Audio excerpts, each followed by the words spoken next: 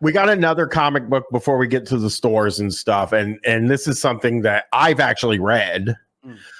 Superman, Red Sun. Ooh, this is where the Russians discover Superman, and he's a communist, an evil one.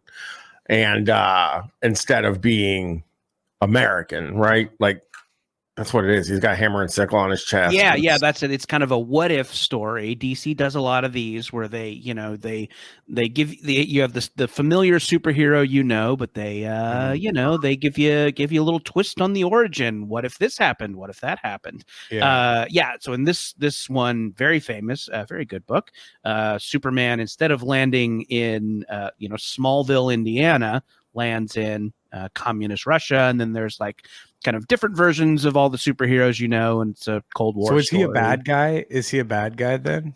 I don't.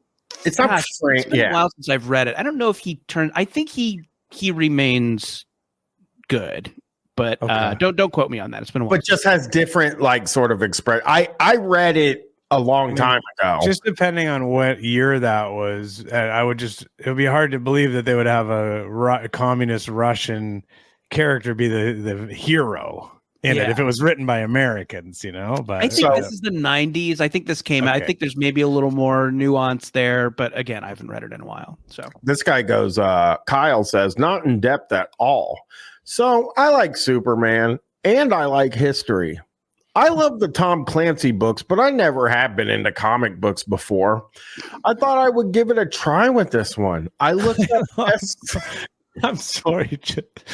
His idea of book, like reading, is just Tom Clancy books. Yeah. I really like that, I thought I'd give it a shot. I mean, I do love like literature. I like Tom Clancy books. I love John Grisham. I love Michael Crichton.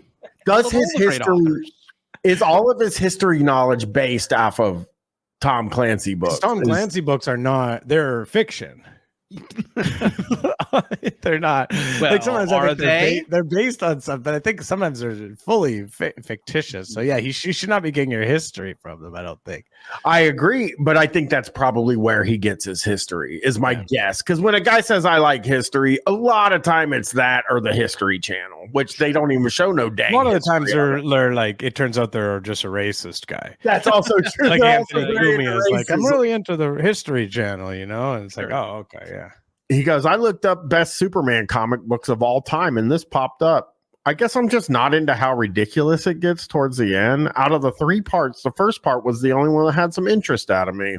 All in all, if your expectation is this serious what-if scenario, then this isn't for you. It's more making fun of how silly itself is. So he wanted a serious Superman communist book. And Steven says, this book stinks. Ooh. If you like communist propaganda, it's spelled propaganda.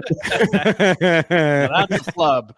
No, that's a flub. I wonder if it's on purpose or that's just how he thinks the word is. You know what I mean? He might think that sounds like something that a guy would think. Totally proper word.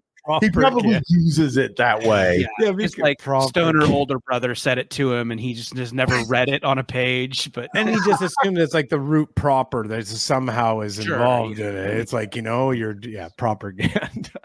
Well, so we know he's mad about communist propaganda. So everything else in the review is suspect. Yeah. Once you hear, because he's just mad because there's a communist in it. He goes, also emphasis flub, by the way. Emphasis flub on Brian there. Suspect. I mean, anyway, sorry. Also, the characters were underdeveloped. Overall, I give this book 1 star. It stinks. Save your money for other things. I like the advice at the end. That's good advice. That's good advice. Is like, don't save it. Like, get yourself something nice. Like wood or lemons or something you could use. Plastic bags. Mark says great items out there. Mark says just terrible. I could go into detail as to why I gave this work only 1 star, but the other 1-star reviews already explain it perfectly. Just know that this book feels like more of a fan fiction written by someone who's lived in his mother's basement. Ooh, all of his ding, ding, ding, ding, ding. On my old channel, Not Even a Show, when I do my prank calls, they would always say I was in my mother's basement. I had a whole stinger for it, the basement show. The little ding, ding, ding, whenever there was a basement show. Just know, he he goes, just know this book feels like more like a fan fiction written by someone who lived in his mother's basement and has learned all of his life facts from comic books. So. Savage, fucking this comic book reads like it was written by a comic book fan. Imagine. No shit. As if comics by people who hate comics. Yeah, all the people who are professional comic book writers are probably fans as well. Superman. I really like Superman. I came to Superman kind of late in life. I thought he was a little bit corny as a kid, but I kind of learned what was cool about Superman kind of recently-ish. And I think he is a great character, and I think he's great when people write him great. But there are some corny assholes who love Superman and just don't want him to change at all. People got mad when they changed. So he's got the trunks, right? They're he's got the blue suit, but the little red briefs. Yeah. They took away the briefs for a while, and people fucking freaked out. Well, that is ridiculous. What the? It's getting mad. Chris gets all mad all of a sudden. What? How dare they? That's in. I watched the fucking woke libs take it away. That does happen with the woke. I wonder, did they take it away because it was showing his penis too much or something? Well, maybe he was drawing the eye to the penis. Drawing the eye. I watched the old movies, rather, the Christopher Reeves movies, within the last couple of years. And yeah, those are great, fucking great. Gene Hackman is they're a blast. So good and so funny in that. Yeah, I know. They're funny stuff in those movies is kind of underrated, I think. I think Reeve is such a funny comic actor, and the slapstick stuff and the totally. Will they won't they stuff with Lois Lane is so great in those. Yeah, movies. I loved it. But I really want to watch the bad ones. Oh, but I really want to watch the because I remember when I was growing up, I was a really big fan of the one with Richard Pryor in it. Oh yeah, so just show it on HBO all the time. Yeah, and I was a really big fan, and I think this is probably for horny reasons of the one with Zod in it, because the woman that was with them, I was like, oh, hello. There's some hot Kryptonians. But just to put a nail in my point about corny assholes loving Superman, Jerry Seinfeld loves Superman. So what's the deal with that? This guy though, he's speaking of woke, I just read he said that a little while ago that he can't make anything funny anymore because of the left people. He got mad at the woke as well. I don't know why it made me laugh so much, but it was during a press run for the fucking Pop-Tart movie.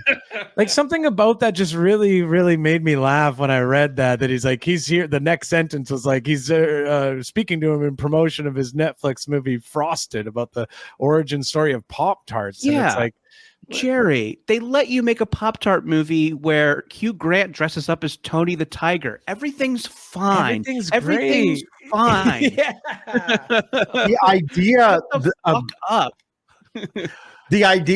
it's a great idea to go out and say you can't make anything funny anymore while you're promoting your new comedy movie that comes out on Friday.